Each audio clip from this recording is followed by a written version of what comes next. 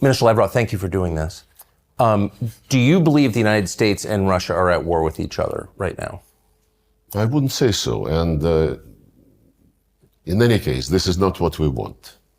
We would like to have normal relations with all our neighbors, of course, but generally with all countries on earth, especially with the great country like the United States. President Putin repeatedly expressed his respect for the American people, for the American history, for the American achievements in the world, and we don't see any reason why Russia and the United States cannot cooperate for the sake of the universe. But the United States is funding a conflict that you're involved in, of course, and now is allowing attacks on Russia itself. So that doesn't constitute war? We officially are not at war. But what is going on in Ukraine is some people call it hybrid war. I would call it hybrid war as well. But it is obvious that the Ukrainians would not be able to do what they're doing with long-range modern weapons without direct participation of the American servicemen. And this is dangerous, no doubt about this. We don't want to aggravate the situation, but since ATACMS and other long-range weapons are being used against mainland Russia, as it were, we are sending signals, and we hope that the last one, a couple of weeks ago, the signal with the new weapon system called Oreshnik, yes, was taken seriously. However, we also know that some officials in the Pentagon and in other places, including NATO, they started saying in the last few days something like, well, NATO is a defensive alliance, but sometimes you can strike first because the attack is the best defense. Some others in Stratcom, I think, Buchanan is his name, representative of Stratcom, he said something which allows for an eventuality of exchange of limited nuclear strikes. And this kind of threats are really worrying, because if they are following the logic which some Westerners have been pronouncing lately, that, well, don't believe that Russia has red lines, they announce their red lines, these red lines are being moved again and again and again, this is a very serious mistake. That's what I would like to say in response to this question. It is not us who started the war. Putin repeatedly said that we started the operation in order to end the war which Kiev regime was conducting against its own people in the parts of Donbass. Just in his latest statement, the president clearly indicated that we are ready for any eventuality, but we strongly prefer peaceful solution through negotiations on the basis of respecting legitimate security interests of Russia and on the basis of respecting the people who live in Ukraine, who still live in Ukraine being Russians, and their basic human rights, language rights, religious rights have been exterminated by series of legislation passed by the Ukrainian parliament, and they started long before the special military operation. Since 2017, legislation was passed prohibiting Russian education in Russian, prohibiting Russian media operating in Ukraine, then prohibiting Ukrainian media working in Russian language, and the latest, of course, there were also steps to cancel any cultural events in Russian. Russian books were thrown out of libraries, and exterminated. And the latest was the law prohibiting canonic Orthodox Church, Ukrainian Orthodox Church. And you know, it's very interesting when people in the West say we want this conflict to be resolved on the basis of the UN Charter and respect for territorial integrity of Ukraine, Russia must withdraw. The Secretary General of the United Nations says similar things. Recently, his representative repeated that the conflict must be resolved on the basis of international law, UN Charter, General Assembly resolutions, while respecting territorial integrity of Ukraine. It's a misnomer, because if you want to respect the United Nations Charter, you have to respect it in its entirety. And the United Nations Charter, among other things, says that all countries must respect equality of states and the right of people for self-determination. And they also mentioned the United Nations General Assembly resolutions, and this is clear that what they mean is the series of resolutions which they passed after the beginning of the special military operation, and which demand condemnation of Russia, Russia get out of Ukraine territory in 1991 borders. But there are other United Nations General Assembly resolutions which were not voted, but which were consensual. And among them is a declaration on principles of relations between states on the basis of the Charter. And it clearly says, by consensus, everybody must respect territorial integrity of states whose governments respect the right of people for self-determination, and because of that, represent the entire population living on a given territory.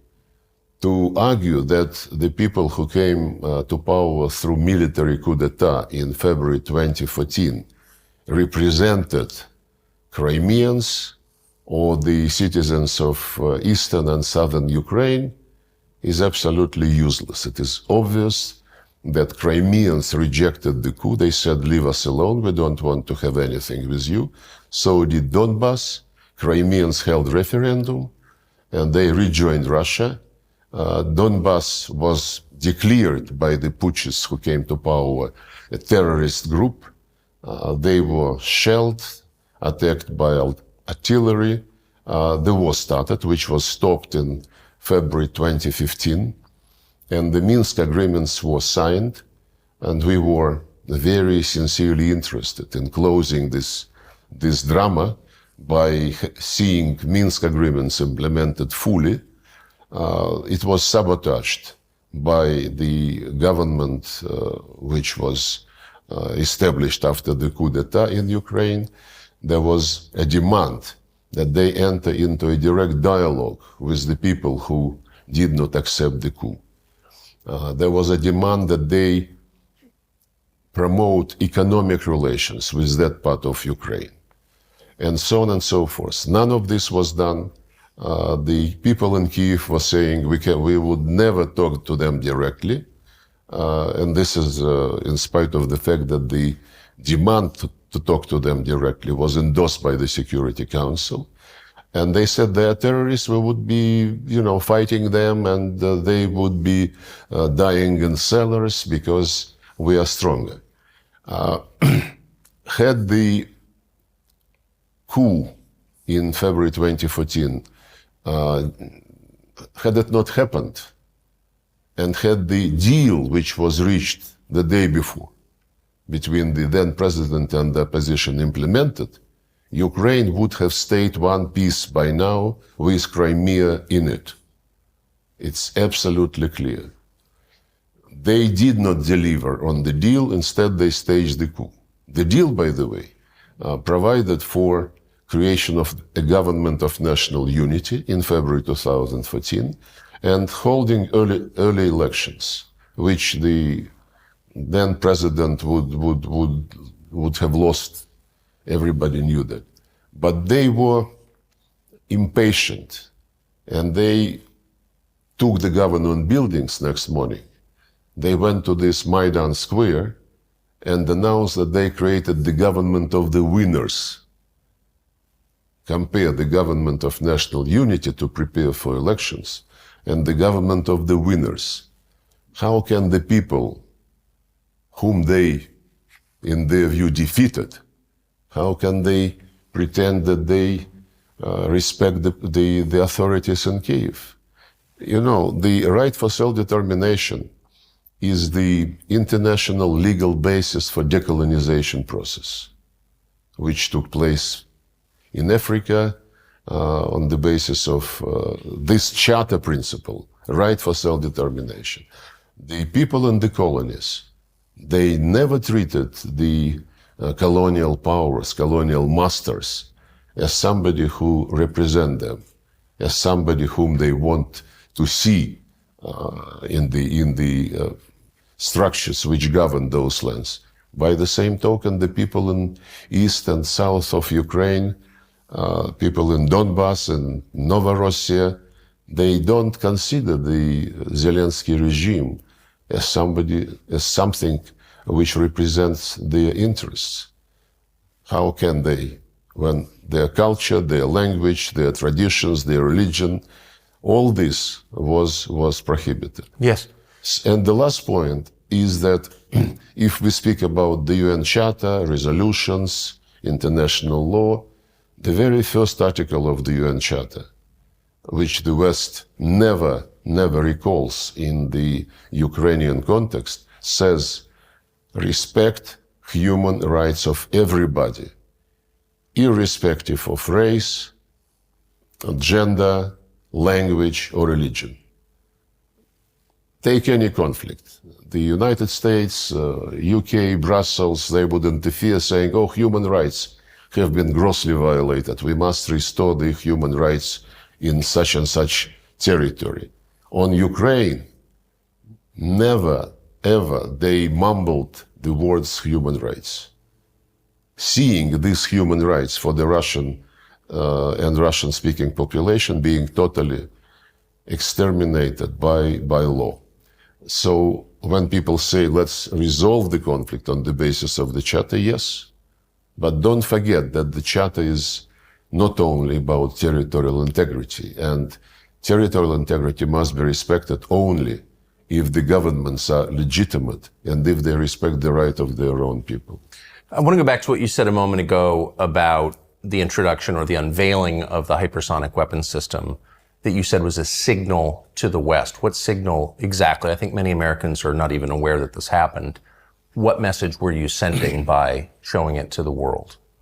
Well, the message is that you, the United States, and the allies of the United States, who also provide this long-range weapons to the Kiev regime, they must understand that we would be ready to use any means not to allow them to succeed in what they call strategic defeat of Russia. They fight for keeping their hegemony over the world, on any country, any region, any continent.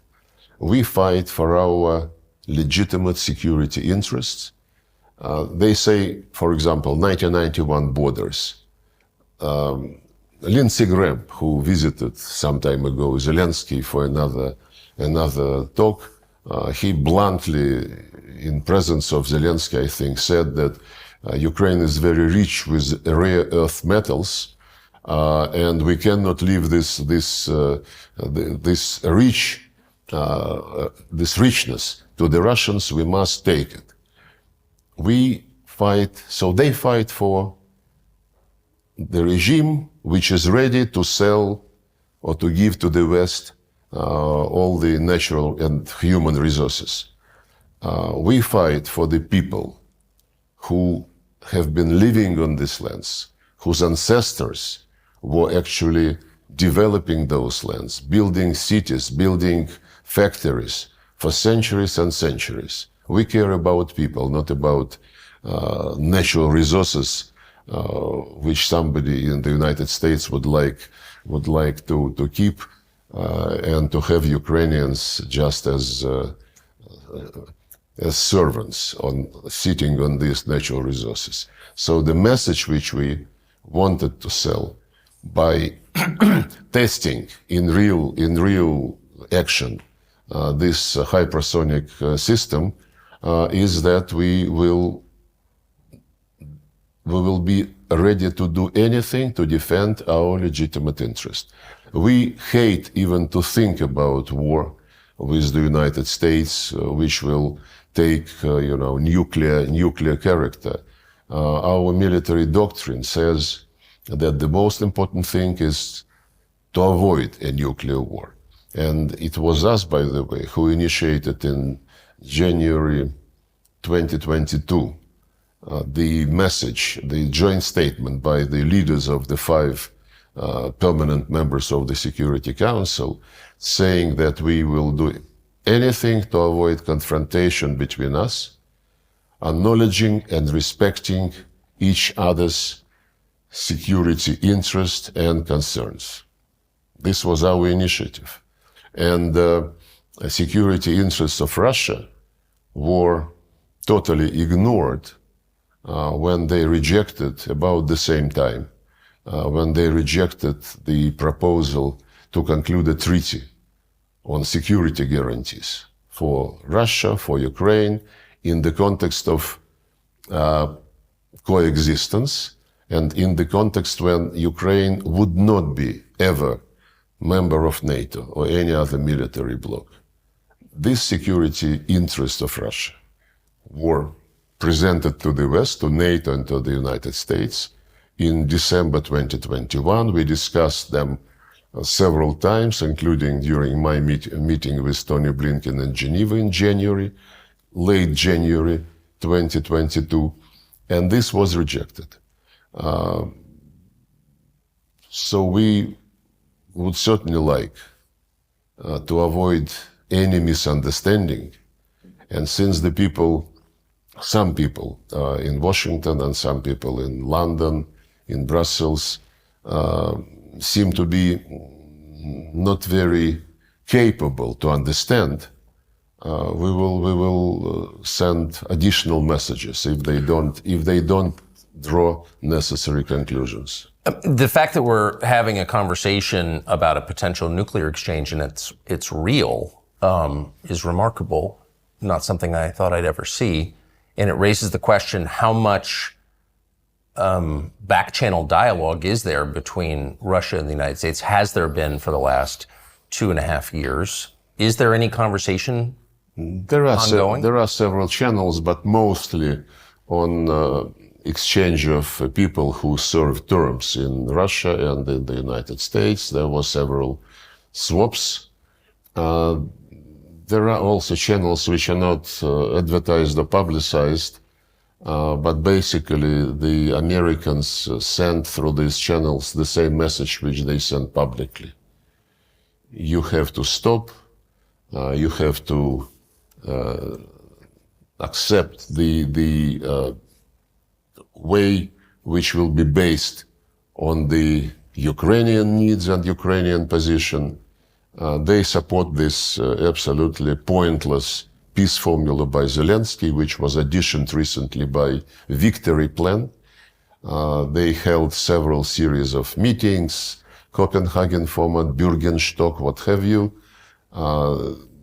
and they brag that next year, first half of next year, they will convene another conference and they will graciously invite Russia that time, and then Russia would be presented an ultimatum. All this is seriously repeated through various confidential channels. Now we hear something different, including Zelensky's statements that we can stop now at the line of engagement, line of contact. The Ukrainian government will be admitted to NATO, but NATO guarantees at this stage would cover only the territory controlled by the government, and the rest would be subject to negotiations, but the end result of these negotiations must be total withdrawal of Russia from Russian soil, basically. Wait, but just if I can just go back. Leaving Russian people to the Nazist regime, which exterminated all the rights of the Russian and Russian-speaking citizens of their own country. If I can just go back to the question of nuclear exchange. So there is no mechanism by which the leaders of Russia and the United States can speak to each other to avoid the kind of misunderstanding that could kill hundreds of millions of people. No. We have this channel, which is automatically engaged when ballistic missile launch is taking place. As regards this Oreshnik hypersonic ballistic missile, mid-range ballistic missile, 30 minutes in advance, this system sent the message to the United States, and they knew that this was the case, and that they don't mistake it for anything bigger and real dangerous. I think the system sounds very dangerous. Well, it was a test launch, you know. Yes. Oh, you're speaking of the test. Okay. But I just wonder how worried you are that, considering there doesn't seem to be a lot of conversation between the two countries, both sides are speaking about exterminating the other's populations, that this could somehow get out of control in a very short period and no one could stop it. It seems incredibly No, we're not talking about exterminating anybody's population. We did not start this war. We have been, for years and years and years, sending warnings that pushing NATO closer and closer to our borders is going to create a problem. Yes. 2007, Putin started to explain, you know, to the people who seem to be overtaken by the end of history and being dominant, no challenge, and so on and so forth. And of course, when the coup took place, the Americans did not hide that they were behind it. There is a conversation between Victoria Nuland and the then American ambassador in Kiev when they discuss personalities to be included in the new government after the coup. The figure of $5 billion spent on Ukraine after independence was mentioned as the guarantee that everything would be like the Americans want. So we don't have any intention to exterminate Ukrainian people. They are brothers and sisters to the Russian people. How many have died so far, do you think, on both sides? It is not disclosed by Ukrainians. Zelensky was saying that it is much less than 80,000 persons on Ukrainian side. But there is one very reliable figure in Palestine. During 1 year after the Israelis started their operation in response to this terrorist attack, which we condemned, and this operation, of course, acquired the proportion of collective punishment, which is against international humanitarian law as well. So during 1 year after the operation started in Palestine, the number of civilians, Palestinian civilians, killed is estimated 45,000. This is almost twice as many as the number of civilians on both sides of Ukrainian conflict who died during 10 years after the coup. 1 year and 10 years. So it is a tragedy in Ukraine. It's disaster in Palestine. But we never ever had as our goal killing people. and Ukrainian regime did. The head of the office of Zelensky once said that we will make sure that cities like Kharkov, Nikolaev will forget what Russian means at all. Another guy in his office stated that Ukrainians must exterminate Russians through law or, if necessary, physically. Ukrainian former ambassador to Kazakhstan, forgot his name, became famous when giving an interview and looking into the camera, being recorded and broadcast. He said, our main task is to kill as many Russians as we can so that our kids have less things to do. And the statements like this are all over the vocabulary of the regime. How many Russians in Russia have been killed since February of 2022? It's not for me to disclose this information. In the time of military operations, special rules exist, and our Ministry of Defense follows these rules. But the very interesting fact that when Zelensky was playing not in international arena, but at his comedy club or whatever it is called, he was. There are videos from that period when he was bluntly defending the Russian language. He was saying, what is wrong with Russian language? I speak Russian. Russians are our neighbors. Russian is one of our languages. And get lost, he said, to those who wanted to, to attack the Russian language and Russian culture. When he became president, he changed very fast.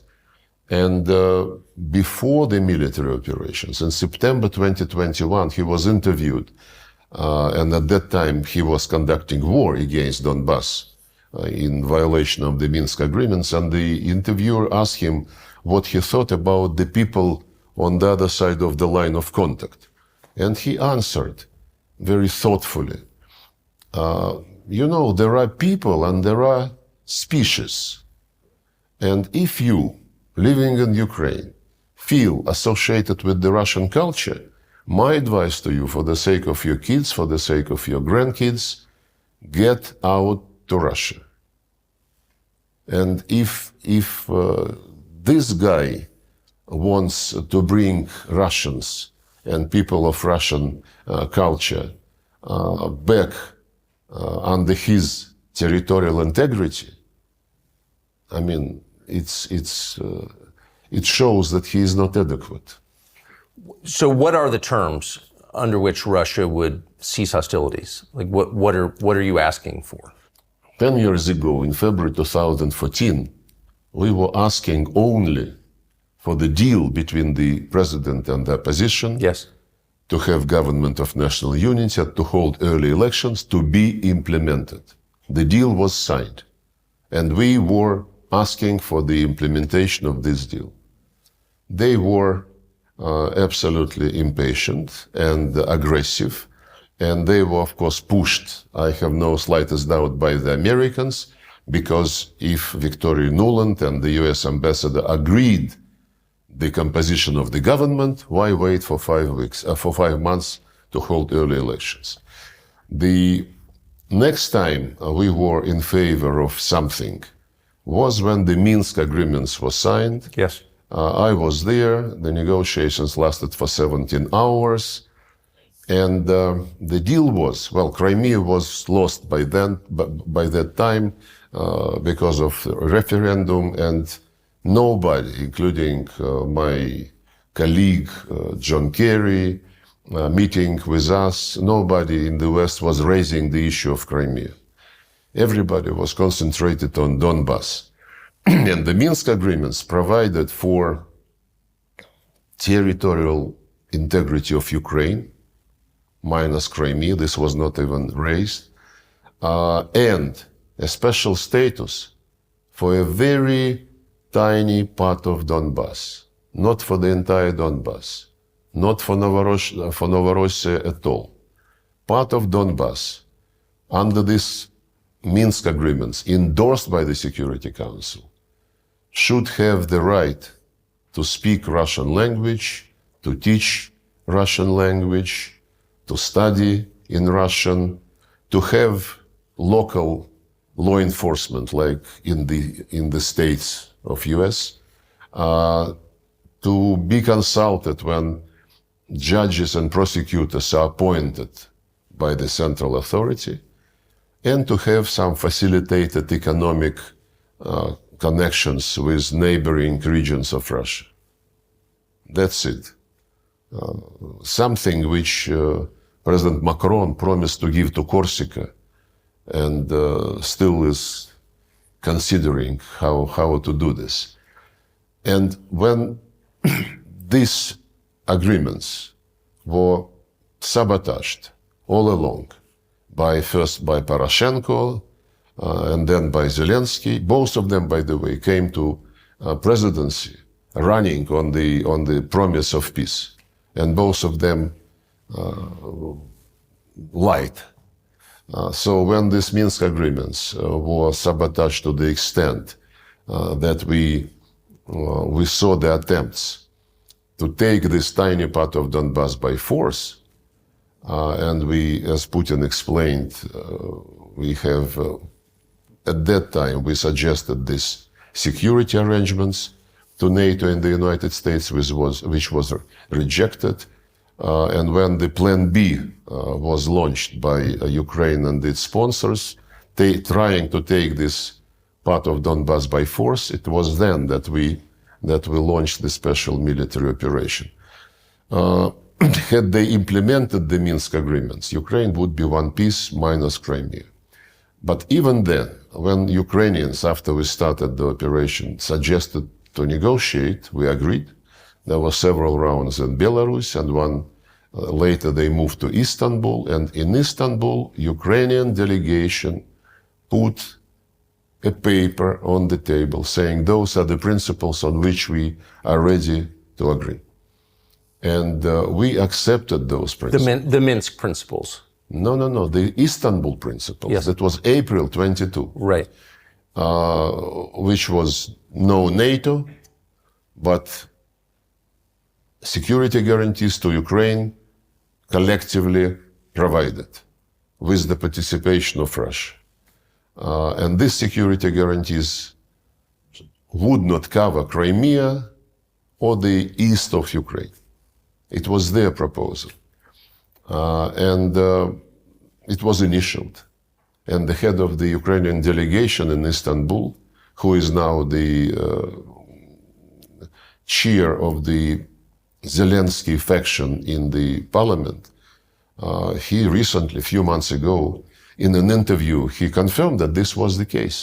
And on the basis of these principles, we were ready to draft a treaty.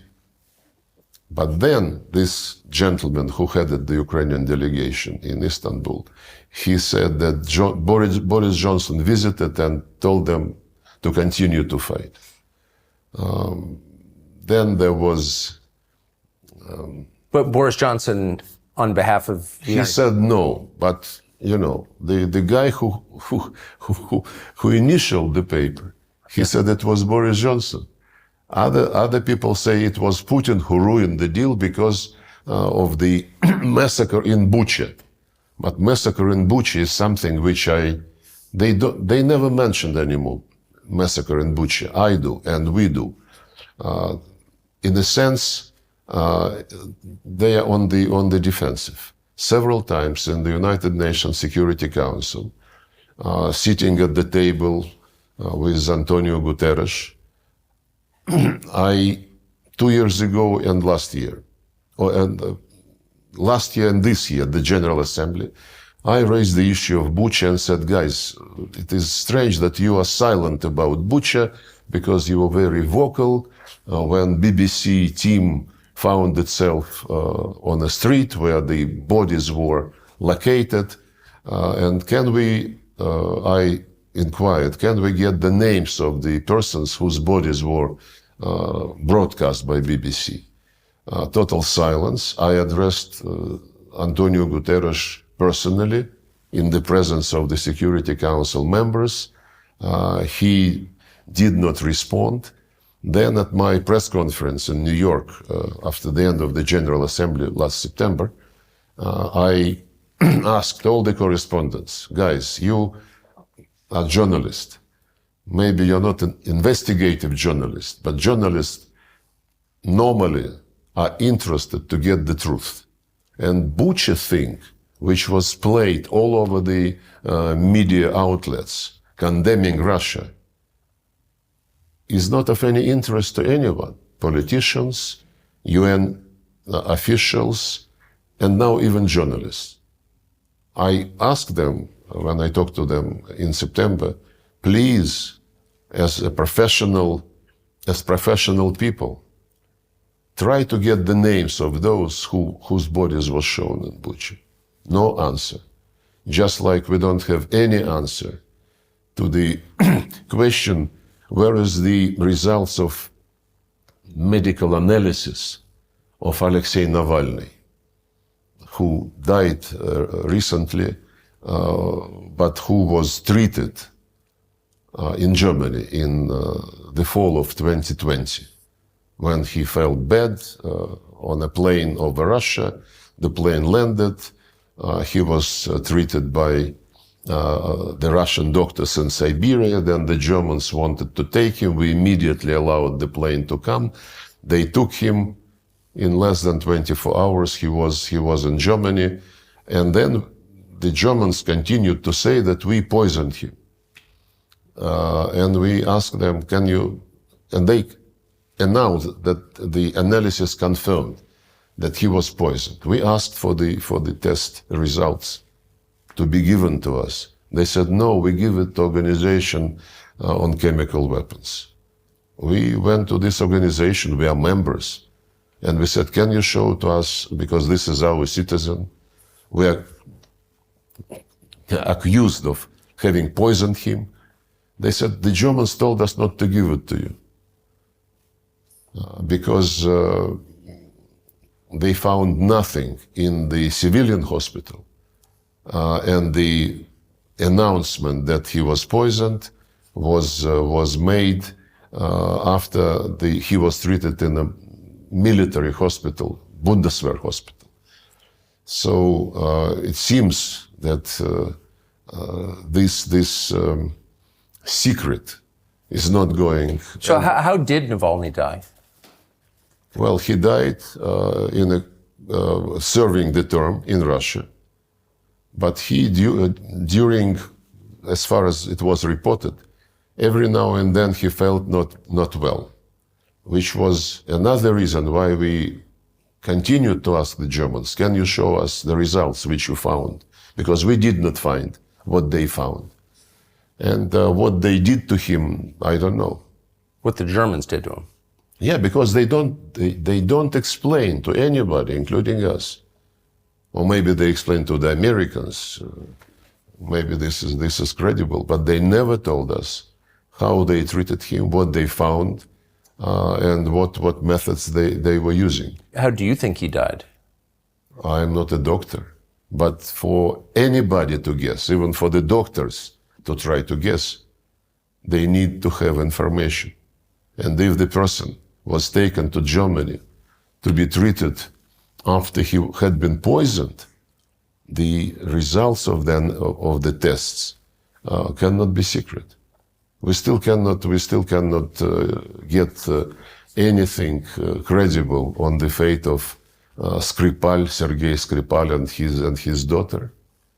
The information is not provided to us. He is our citizen, she is our citizen, and we have all the rights under conventions which the UK is party to get information. Why do you think, so many threads, but why do you think that Boris Johnson, former Prime Minister of the UK, would have stopped the peace process in Istanbul. On whose behalf was he doing that? Well, I met with him a couple of times, and I wouldn't be surprised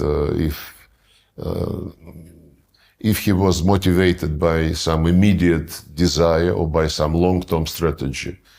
He is not very predictable. Okay. Do you think he was acting on behalf of the U.S. government, on behalf of the Biden administration? He was doing this independently? I mean, I don't know. I don't know, and I wouldn't guess. The fact that the Americans and the Brits are leading in this quote-unquote situation is obvious. Now it is becoming also clear that there is a fatigue in some capitals, and there are talks every now and then that the Americans would like to leave it with the Europeans and to concentrate on something more important. I wouldn't guess. We would be judging by specific steps. It's obvious, though, that Biden administration would like to leave legacy to the Trump administration as bad as they can. yes. And similar to what Obama did to Trump during his first term, when late December 2016, Obama expelled Russian diplomats just very late December, 120 persons with family members, did it on purpose, demanded them on leave on the day when there was no direct flight from Washington, so they had to move to New York by buses with all their luggage, with children, and so on and so forth. And at the same time, Obama announced the arrest of pieces of diplomatic property of Russia. And we still never were able to come and see what is the state of this Russian property. They never allowed us to come and see, though, under all convention. They just say that these pieces we don't consider as being covered by diplomatic immunity, which is a unilateral decision, never substantiated by any international court. So you believe the Biden administration is doing something similar again to the incoming Trump administration? Yeah, because that episode with the expulsion and the seizure of property certainly did not create the promising ground for beginning of our relations with the Trump administration. So I think they're doing the same. But this time, President Trump was elected on the explicit promise to bring an end to the war in Ukraine. So, I mean, he said that in appearance after appearance. So given that, there is hope for a resolution, it sounds like. What are the terms to which you'd agree? Well, the terms, I basically alluded to them when President Putin spoke in this ministry on the 14th of June. He once again reiterated that we were ready to negotiate on the basis of the principles which were agreed in Istanbul and rejected by Boris Johnson, according to the statement of the head of the Ukrainian delegation.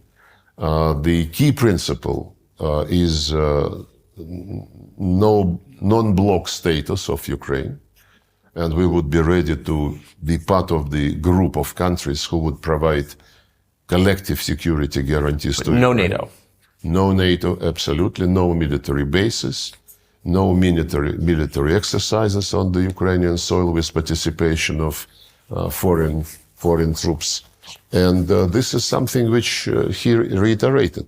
But of course, he said, it was April 2022.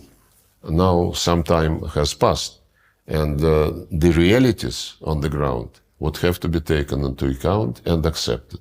The realities on the ground are not only the line of contact, but also the changes in the Russian constitution after referendum was held in Donetsk, Lugansk republics and Kherson and Zaporozhye regions. Yes. And they are now part of the Russian Federation according to the constitution, and this is a reality.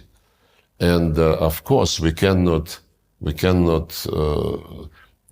tolerate a deal which would keep the legislation, which I quoted, prohibiting Russian language, Russian media, Russian culture, Ukrainian Orthodox Church, because it is a violation of the obligations of Ukraine under the UN Charter, and somebody must be done about it. And the fact that the West, since this Russophobic legislative offensive started in 2017, since the West was totally silent, and it is silent until now, of course, we would have to pay attention to this in a very special way.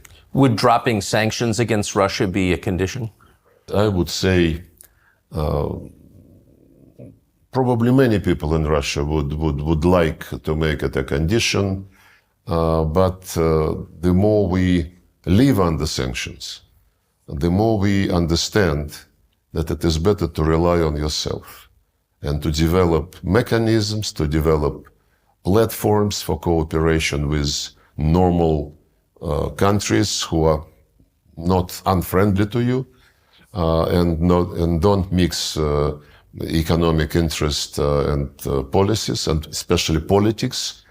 And we learned a lot after the sanctions started. Sanctions started under Obama. They continued in a very big way under the first term of Trump. And these sanctions under the Biden administration are absolutely unprecedented. But what doesn't kill you makes you stronger, you know. And well, but it also just drives... They would be never kill us, so they are making us stronger. And driving Russia east. And so the vision that I think sane policymakers in Washington had 20 years ago is why not bring Russia into a Western bloc sort of as a balance against the rising East? But it doesn't seem like that. Do you think that's still possible? I don't think so. Recently, Putin was speaking at Valdai Club. Politologists and experts. He said we would never be back at the situation of early 2022. That's when he realized for himself, apparently, not only he, but he spoke publicly about this, that all attempts to be on equal terms with the West have failed. It started after the demise of the Soviet Union. There was euphoria. We are now part of the liberal world, the democratic world, end of history. But very soon it became clear to most of the Russians that in the 90s we were treated as at best as junior partner, maybe not even as a partner, but as a place where the West can organize things like it wants.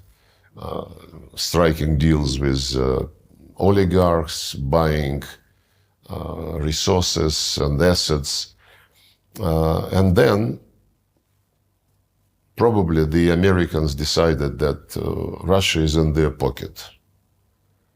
Boris Yeltsin, Bill Clinton, buddies, laughing, joking. But even at the end of Yeltsin's term, he started to contemplate that this was not something she wanted for Russia. And I think this was very obvious when he appointed Putin prime minister and then left earlier and blessed Putin as his successor for the elections which were coming and which Putin won. But when Putin became president, he was very much open to cooperation with the West.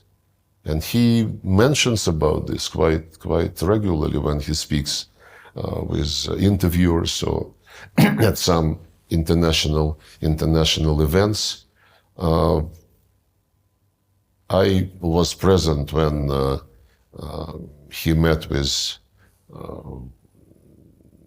George Bush Jr., with Obama.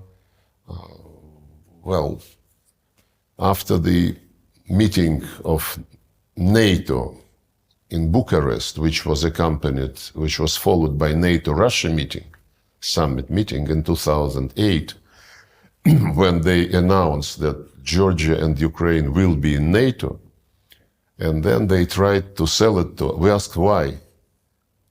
There was lunch and Putin asked, what was the reason for this? Good question. And they said, this is something which is not obligatory. How come?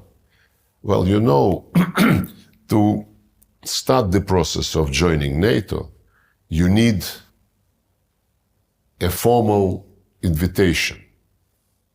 And this is a slogan. Ukraine and Georgia will be in NATO. But this slogan, became obsession for some people in Tbilisi first, when Saakashvili lost his senses and started the war against his own people under the protection of OSCE mission with the Russian peacekeepers on the ground. And the fact that he launched this was confirmed by the European Union investigation which they launched and which concluded that he gave the order to start. And for Ukrainians, it took a bit longer.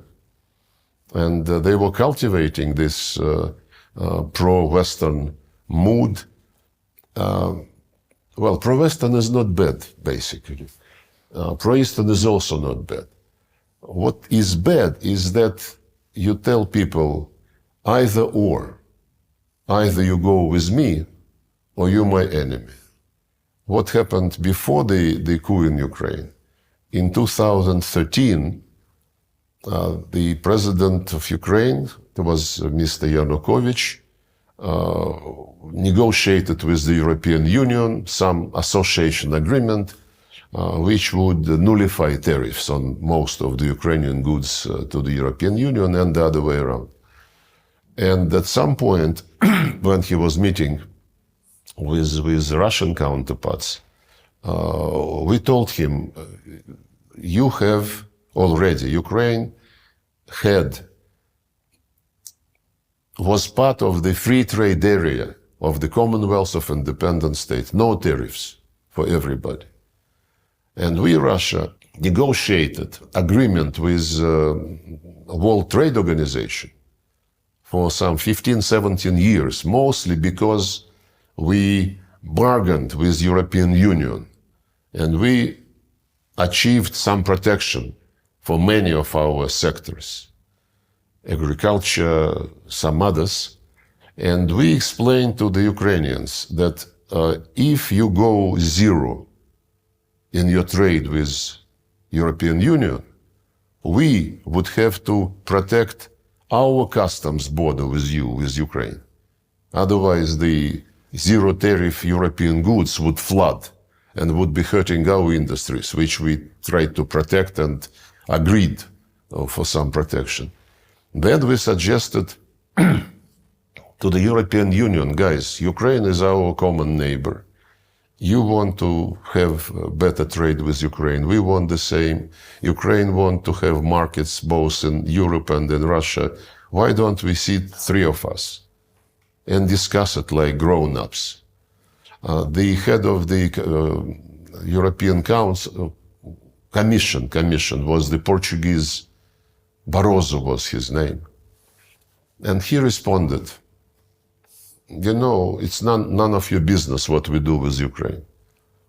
We, for example, we, the European Union, we don't ask you to discuss with us your trade with China. Absolutely arrogant answer. And then the president of Ukraine, Yanukovych, he convened his experts, and the experts said, yes, it would be not very good if we have opened the border with European Union, but the customs border with Russia would be closed, and they would be checking, what is coming, so that the Russian market is not affected. And he announced in November 2013 that he cannot sign the deal immediately, and he asked the European Union to postpone it for next year, until next year. That was the trigger for Maidan, which was immediately thrown up and ended by the coup. My point is that this either or, actually the first coup took place in 2004, when after second round of elections, the same Mr. Yanukovych won presidency, the West raised hell, and put pressure on the Constitutional Court of Ukraine to rule that there must be a third round.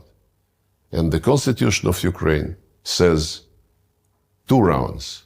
And the Constitutional Court, under the pressure of the West, violated the Constitution for the first time then. And pro-Western candidate was chosen. At that time, when all this was taking place and boiling, the European leaders were publicly saying, Ukrainian people must decide, are they with us or with Russia? This either or is still very much. But it is the way that big countries behave. I mean, there are certain orbits, and now it's BRICS versus NATO, US versus China. And it sounds like you're saying the Russian-Chinese alliance is permanent. Well, we are neighbors. We are neighbors, of course. And geography is very important. And but you're also neighbors with Western Europe. You're part of it, in effect. Well, through Ukraine, and the Western Europe wants to come to our borders. And there were plans that, were discussed almost openly to put British naval bases on the Sea of Azov. Crimea was eyed, dreaming about creating NATO base in Crimea, and so on and so forth. We have been very friendly with Finland, for example. Overnight, the Finns came back to early years of preparation for World War II, when they were best allies of Hitler, and all this neutrality, all this friendship, going to sauna together, playing hockey together, all this disappeared overnight. So maybe this was deep in their hearts, and the neutrality was burdening them, and niceties were burdening for them. I don't know. That's totally possible. Can you negotiate with Zelensky? You've pointed out that he has exceeded his term. He's not, democratically elected president of Ukraine anymore. So do you consider him a suitable partner for negotiations? Putin addressed this issue as well, many times. In September 2022, during the first year of the special operation, Zelensky, in his conviction that he would be dictating the terms of the situation also to the West, he signed a decree prohibiting any negotiations with Putin's government. And when during public events, after that episode, Putin is asked why Russia is not ready for negotiations, he said, don't turn it upside down. We are ready for negotiations, provided it will be based on the balance of interest tomorrow. But Zelensky signed this decree prohibiting negotiations. And for starters, why don't you tell him to cancel it publicly? This will be a signal that he wants negotiations. Instead, Zelensky invented his peace formula. Later it was additioned by victory plan. And they keep saying, we know what they say when they meet with European Union ambassadors and in other formats. They say, no deal unless the deal is on our terms. And I mentioned to you they are planning now the second summit on the basis of this peace formula, and they don't shy away from saying we will invite Russia to put in front of it the deal which we agreed already with the West. And when our Western colleagues sometimes say nothing about Ukraine without Ukraine, in effect, this implies that anything about Russia without Russia, because they discuss what kind of conditions we must accept. By the way, recently they already violate tacitly the concept nothing about Ukraine without Ukraine. There are passes, there are messages. They know our position. We are not playing double game. What Putin announced is the goal of our operation. It's fair. It's fully in line with the United Nations Charter. First of all, the rights, language rights, minority rights, national minority rights, religious rights, and it's fully in line with OSCE principle. There is an organization for security and cooperation in Europe which is still alive. And the summit of this organization, well, several summits of this organization clearly stated that security must be indivisible, that nobody should expand his security at the expense of security of others, and that, most important, no organization in Euro-Atlantic space shall claim dominance. This was, last time it was confirmed by OSCE 2010. And NATO was doing exactly the opposite. Yes. So we have legitimacy, in our position. No NATO on our doorsteps because OSCE, agreed that this should not be the case if it hurts us. And please restore the rights of Russians. Who do you think has been making foreign policy decisions in the United States? This is a question in the United States. Who is making these decisions? I wouldn't guess. I haven't seen Tony Blinken for years. 2 years ago, I think, at the G20 summit, was it in Rome or somewhere? In the margins. His assistant, I was representing Putin, and his assistant came up to me during a meeting and said that Tony wants to talk just for 10 minutes. I left the room, we shook hands, and he said something about the need to de-escalate and so on and so forth. I hope he is not going to be angry with me since I am disclosing this. But we were meeting in front of many people present in the room. And I said, we don't want to escalate. You want to inflict strategic defeat upon Russia. He said, no. It is not strategic defeat globally. It is only in Ukraine. You've not spoken to him since? No. Have you spoken to any officials in the Biden administration since then? I don't want to ruin their career. But have you had meaningful conversations? No. Not at all. No, when I met in international events, one or another person whom I know, an American, I mean. Yeah. Some of them say hello, some of them exchange few words, but I never impose myself. But nothing meaningful behind the scenes. It's becoming contagious, when they see, when somebody sees an American talking to me or a European talking to me. Europeans are running away when they see me. During the last G20 meeting, it was ridiculous. Grown-up people, mature people, they behave like kids, so childish, unbelievable.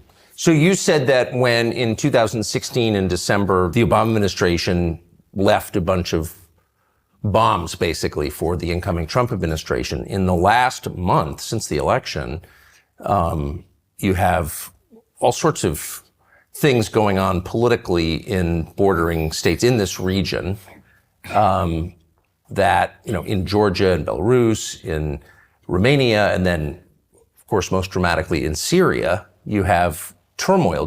Does this seem like part of an effort by the United States to make the resolution more difficult? There is nothing new, frankly, because the U.S. Historically, in foreign policy, was motivated by making some trouble and then to see if they can fish in the muddy water. Iraqi aggression, Libyan adventure, ruining the state, basically.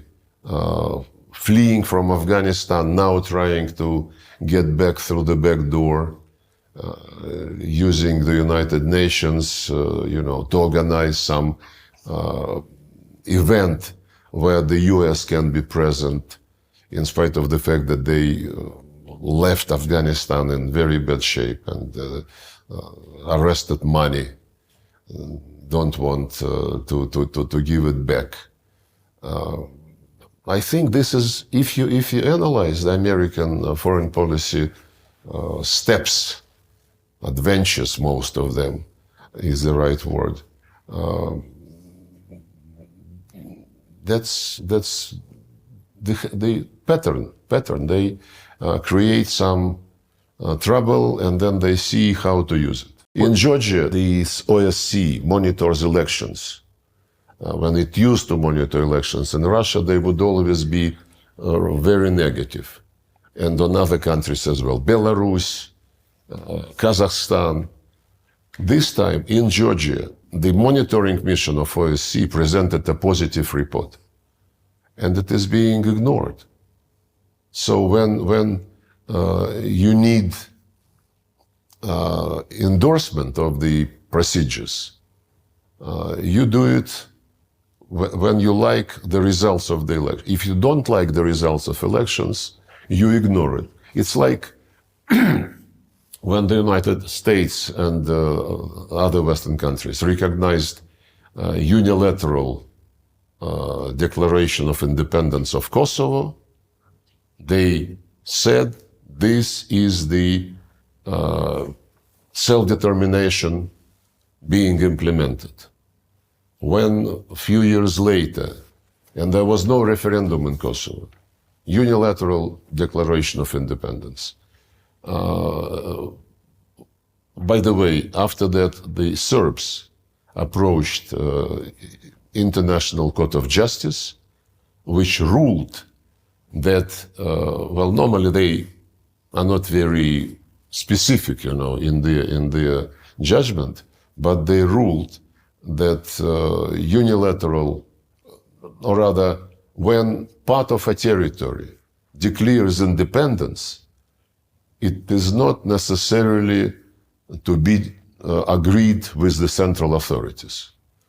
And when a few years later, Crimeans were holding referenda with invitation of many international observers, not from international organizations, but from parliamentarians in Europe, in Asia, in post-Soviet space, they said, no, we cannot accept this because this is violation of territorial integrity. Right. You pick and choose. The UN Charter is not a menu. You have to respect it in all its entirety. So who's paying the rebels who've taken parts of Aleppo? Is the Assad government in danger of falling? What is happening exactly in your view in Syria? We had a deal when this crisis started, and we are organized the Astana process of Russia, Turkey, and Iran. We meet regularly, and another meeting is being planned before the end of the year or early next year to discuss the situation on the ground. And the rules of the game is to help Syrians to come to terms with each other and to prevent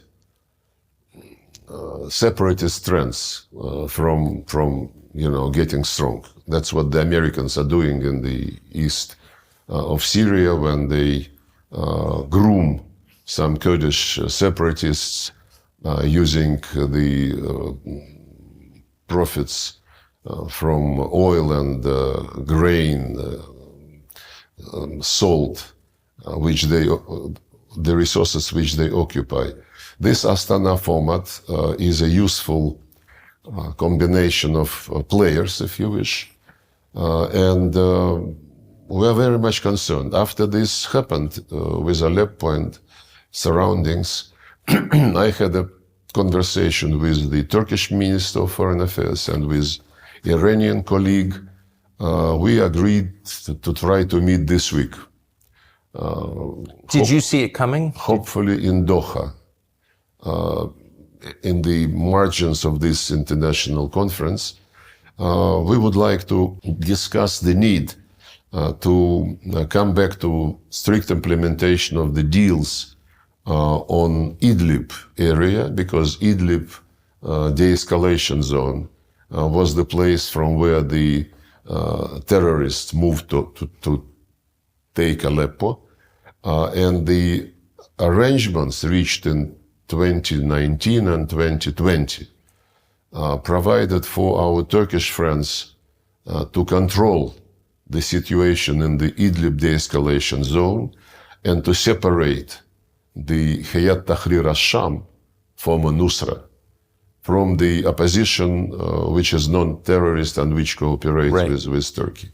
Apparently, it is not yet the. And another deal was the opening of M5 route from Damascus to Aleppo, which is also now taken completely by the terrorists. So we as Ministers of Foreign Affairs would discuss the situation, hopefully, this coming Friday, and the military of all three countries and the security people are in contact with each other. But the Islamist groups, the terrorists you just described, who is backing them? Well, we have some information, and we would like to discuss with all our partners in this process the way to cut the channels of financing and arming them. The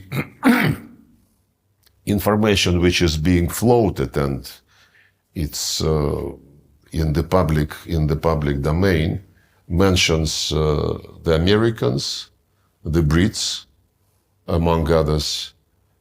Some people say that Israel is interested in making this situation aggravate so that Gaza is not under very close scrutiny. It's a complicated game. Many actors are involved, and I hope that the contacts which we are planning for this week will help stabilize the situation. What do you think of Donald Trump? I met him several times when he was having meetings with Putin, and when he received me twice, I think, in the Oval Office when I was visiting for bilateral talks. Well, I think he's a very strong person, a person who wants results, who doesn't like procrastination on anything. And this is my impression. He's very friendly in discussions, but this does not mean that that he is pro-Russian, as some people try to present him. The amount of sanctions we received under the Trump administration was very, very, very big. And we respect any choice which is made by the people when they vote. We respect the choice of American people, and we are open, as Putin said, we are open to contacts with, we have been open all along with the current administration. And we hope that when Donald Trump is inaugurated, we will understand what the ball, as Putin said, is on their side. We never severed our contacts, our ties in economy, trade, on security, on anything. And my final question is, how sincerely worried are you about an escalation in conflict between Russia and the United States, knowing what you do? Well, we started with this question, more or less. It seems the central question. Yes, and the Europeans say that it's not, they whisper to each other that it is not for Zelensky to dictate the terms of the deal, it's for the US and Russia. I don't think we should be presenting our relations as, two guys decide for everybody. Not at all. It is not our style. We prefer the manners which dominate in BRICS, in Shanghai Cooperation Organization, where the UN Charter principle of sovereign equality of states is really embodied. The US is not used to respect sovereign equality of states. The United States, when they say we cannot allow Russia to win on Ukraine because this would undermine our rules-based world order. And the rules-based world order is American domination. Now, by the way, NATO, at least under Biden administration, is eyeing the entire Eurasian continent. Indian, Pacific strategies, South China Sea, East China Sea is already on NATO agenda. NATO is moving infrastructure there. AUKUS, building Quartet Indo-Pacific 4, they call it. Japan, Australia, New Zealand, South Korea. US, South Korea, and Japan are building military alliance with some nuclear components. And Stoltenberg, the former Secretary General of NATO, said last year after the summit, which he said, your Atlantic security is indivisible from Indo-Pacific security. When he was asked, does it mean that you go beyond territorial defense? No, it doesn't go beyond territorial defense, but to defend our territory, we need to be present there. This element of preemption is more and more present. But with the United States, we don't want war with anybody. And as I said, 5 nuclear states declared at the top level in January 2022 that we don't want confrontation with each other and that we shall respect each other's security interests and concerns. And it also stated nuclear war can never be won, and therefore nuclear war is not possible. And the same was reiterated bilaterally between Russia and the United States, Putin, Biden, when they met in 21 in Geneva in June. Basically, they reproduced the statement by Reagan and Gorbachev of 1987, I think, no nuclear war. And this is absolutely in our vital interest, and I hope that this is also in vital interest of the United States. I say so because some time ago, Mr. Kirby, who is White House communications coordinator or whatever, he was asking questions, answering questions, and about escalation and about possibility of nuclear weapons being employed. And he said, oh, no, we don't want escalation because then if there is some nuclear element, then our European allies would suffer. So even mentally, he excludes that the United States can suffer.